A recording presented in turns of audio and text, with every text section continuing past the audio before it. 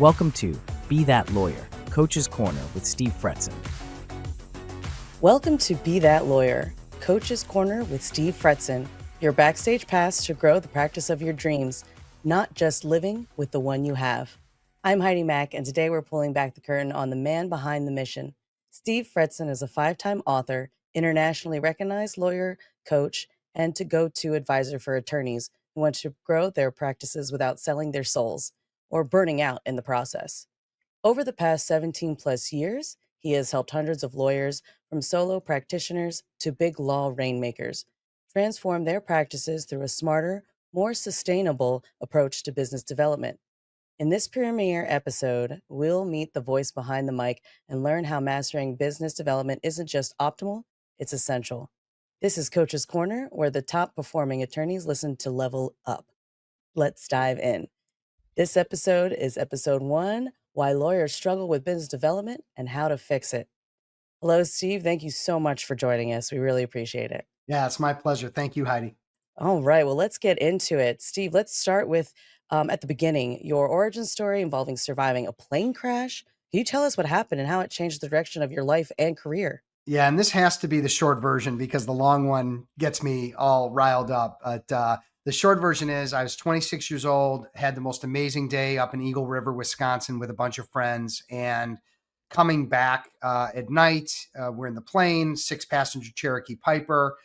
Noises start happening, like sputtering noises you never want to hear when you're inside of a plane, let alone outside. And we got the engine back, and then we thought everything's great, and then we lost it again. And this time we never got it back. So 5,000-6,000 feet up, tried to land on a street in a suburb called Crystal Lake here in the Chicagoland area. Ultimately, the pilot did not stick the landing, but he did clip the wing on the curb and flip the plane upside down and 80 miles an hour, zoop, right into a garage of a house. And so it was just upside down, ripped apart, and it was just a melee after that. And I woke up and it was like, just like out of a movie, plane crash movie, if you will. You're a miracle right now. My gosh. Oh yeah. I shouldn't be alive. There's not a reason I should be alive right now. They pulled me out. My left arm and my left leg were dislocated and broken above my body, smashed my right arm, broken ribs, torn meniscus. So I was terribly hurt. My girlfriend broke everything and had a traumatic brain injury. She was in a coma for 2 weeks. So while no one died, a number of us were severely damaged. And so I ended up going through some pretty significant rehab to get back. And then ultimately they identified that the plane had run out of gas, which is one of the reasons we didn't explode, which saved our lives, but also cost us a lot in the end. So I guess the flip side of this is when you should be dead and you're not, you have to look at life in a different way. And I certainly do. I don't take anything for granted.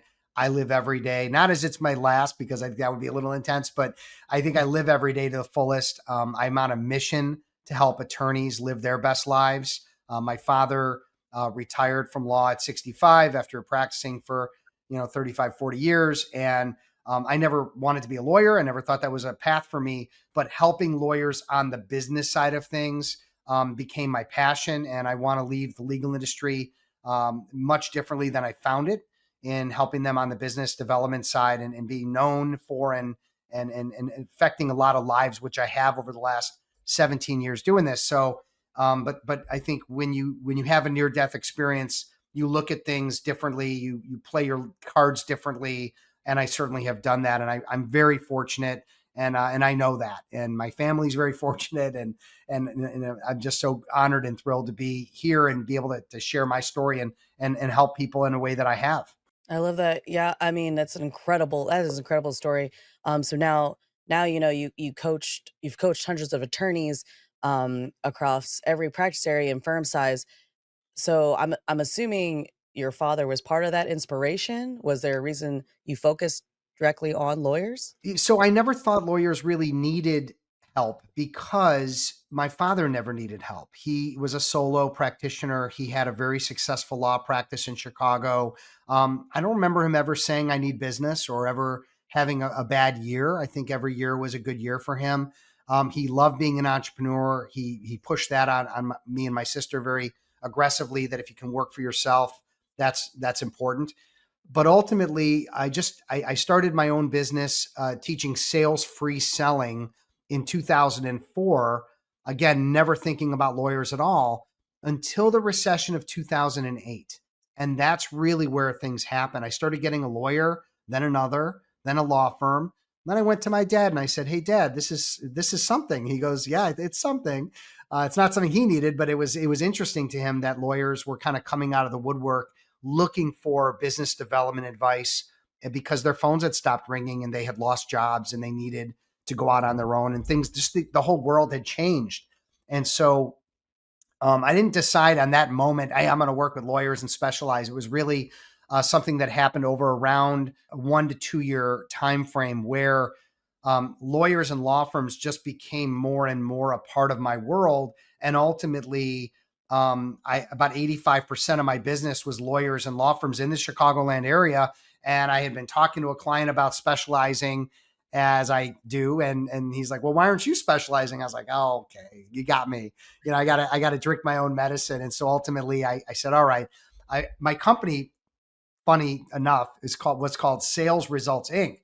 Great name for entrepreneurs. Terrible name for lawyers. The last thing they want is the word sales and an arrow going up, and it's all salesy and scary and ugly, and they hated it. So I just said, at this point, I'm the business. I'll call the business Fretzin Inc. and I'll work with attorneys exclusively and start turning away other types of groups.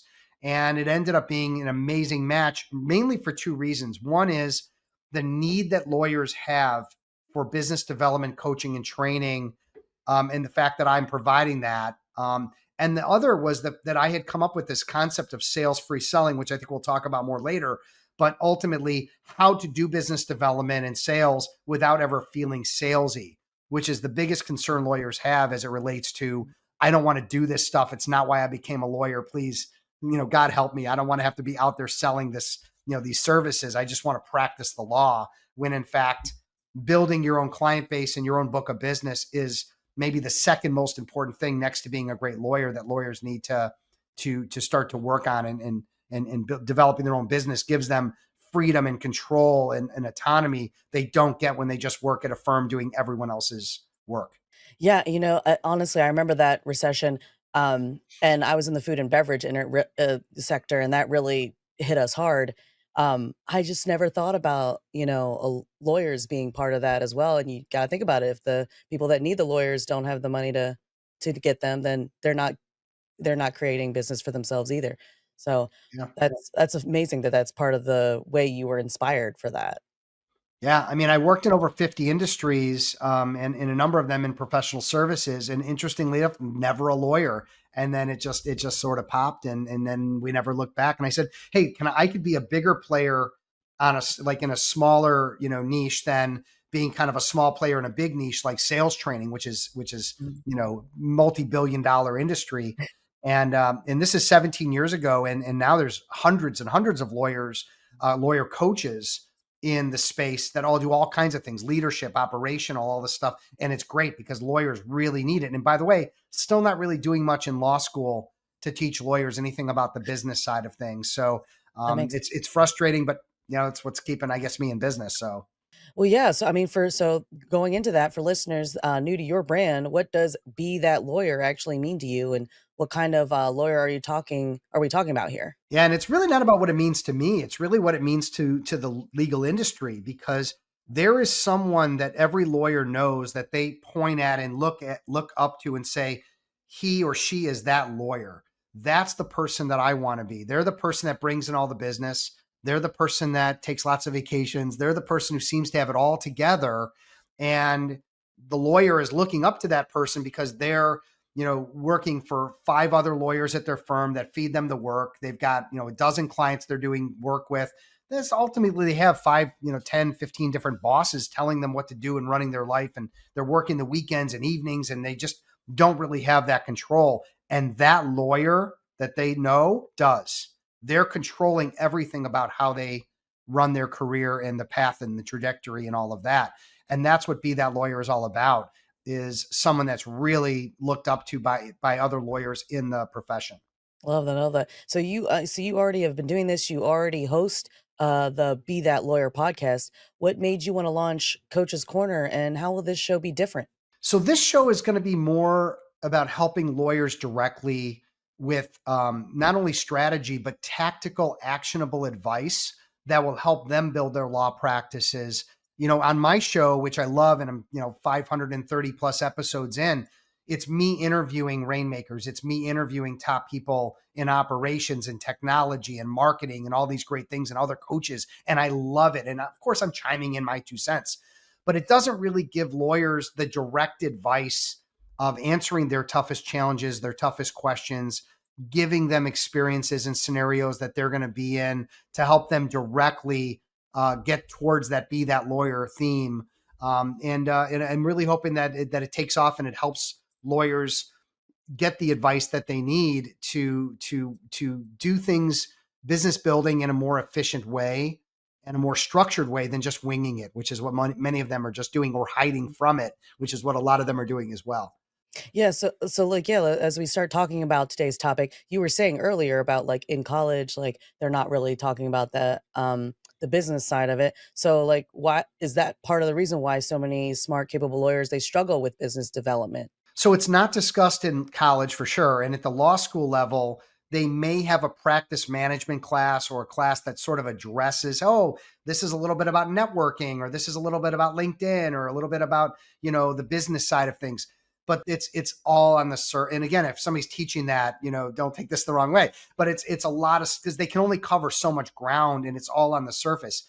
I'm going to the bottom of the iceberg with the 90%, 95% of the material that lawyers aren't getting in law school.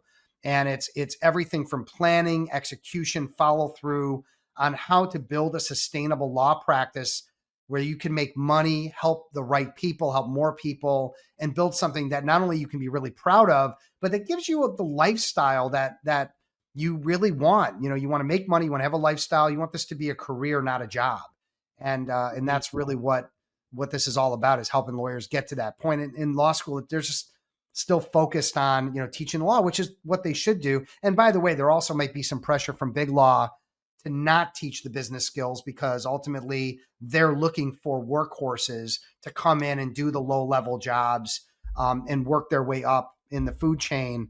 And if they all go out and try to be, their own bosses and go to small firms or solos because they have the business skills, that doesn't benefit big law. So there's a bunch of potentially, motivating factors there of why law schools aren't really focused on this.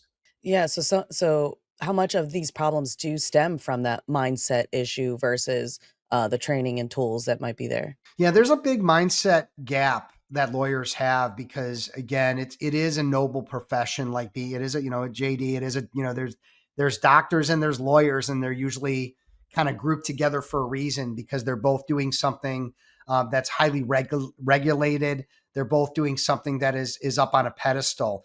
And sales, by the way, if we want to use that evil, horrible, disgusting word, right, is way down here. And they immediately go to like a used car salesman, like that's who's selling. But if you think about the rainmakers and the people that have built these firms that you are now a member of, they were out selling, they were out hustling, they were building business. They're the people who allow you to work in the profession, right? And so I think there's a mind shift that needs to occur. And that's what sales-free selling is all about. It's really helping lawyers say, look, we don't have to go out and sell services. What we can do is we can build relationships, we can ask questions, we can listen, we can learn, we can identify problems that potentially we can solve. And then when we meet someone who has a need, we can walk them through a buying decision. So at the end of the meeting, we don't have to sell them. They're sold on us because we listened and they believe that we can help them. And then they say, hey, how do we engage? How do we work with you? And say, well, I'll send you the engagement letter and we'll get going. And it should happen in a much more natural, conversational manner than going out and pitching, selling, convincing, which is what's happening now, which also, by the way, is what most lawyers despise.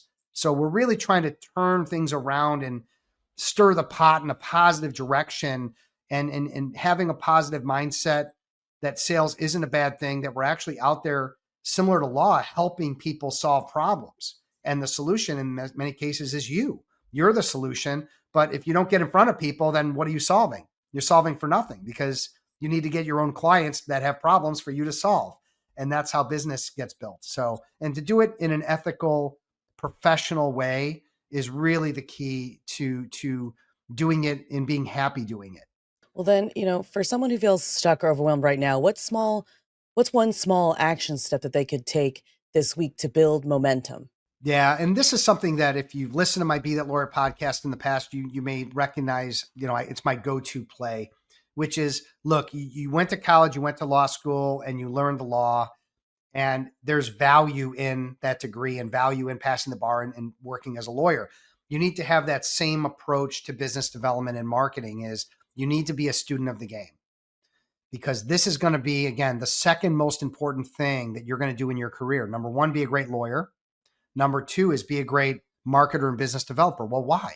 Because that's how you get to practice the law and control your future and your destiny and not be told what to do every day. The rainmakers and the people that are that lawyer, they don't get told what to do. They're the one giving the orders. They're the one delegating work down, not up. So ultimately, what we need to do is we need to read books. We need to read articles. We need to listen to podcasts. We need to engage coaches. We need to go to events and go to lunch and learns. And I'm running, Rainmaker, Be That Lawyer live events. I'm running all kinds of, speaking engagements for a reason. It's to help lawyers start to internalize and digest the content that's going to make them money and make their road to getting their own clients easier and less stressful. Using plans and processes and tactics and actionable steps, and how we save time and make more money. So that's a lot I just threw at you, but ultimately, this is be a student of the game. Like, I've got written 5 books. I write for Above the Law. The podcast, is all over the internet. It's easy to find. My most recent book, Be That Lawyer, 101 Top Rainmaker Secrets to Growing a Successful Law Practice, over my shoulder. This is 101 top rainmakers, including my lawyer father, by the way, sharing their tips and secrets on how they built business and how they became rainmakers. So why not buy and read a book that tells you all of that? And it's from the people that you can emulate and that are already successful. Learn from people that have already done it. Don't try to figure it out on your own. That's like me going on and trying to figure out how to be a lawyer on my own. It's not going to work out too well, right? There's a reason that you go to law school, and there's a reason that you learn the law. And business development is it's the same and it's different, right? In the sense that you have to learn it, but it's going to take some time and effort and energy. Yeah. Well, then to sum things up, what is the goal for this show? What can lawyers expect, if they keep tuning in today?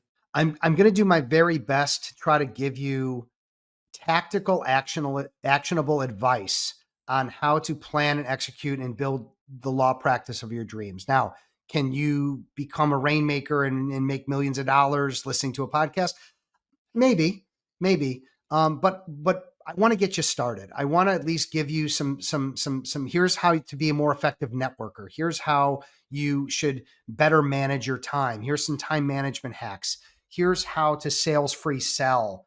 And I'm going to be working you through a lot of the processes I teach my clients.